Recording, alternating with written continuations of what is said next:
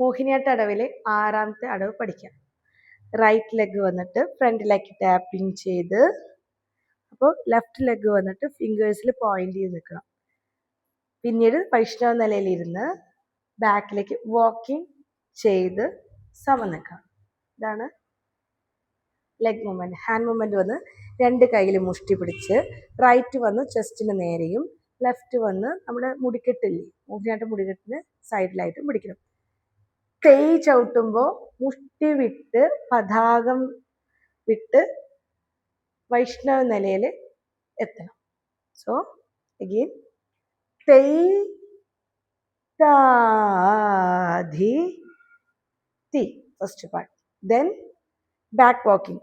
തെയ് മുദ്രാക്യൻ ടു തെയ് തോ അളപത്നം. മെയ് ഒലച്ചിൽ വന്നിട്ട് റൈറ്റ് ടാപ്പ് ചെയ്യുമ്പോൾ ലെഫ്റ്റിൽ നിന്ന് ഒലഞ്ഞ് നേരെ വൈഷ്ണവ നിലയിൽ നിന്ന് വാക്കിംഗ് ചെയ്യുമ്പോൾ സ്മൂത്തായി ബോഡി ഒലയും. അഗെയിൻ ഫോർ തെയ് താ ധീ തീ തെയ് തെയ് തോ തെയ് താ ധീ തീ തെയ് തെയ് തോ.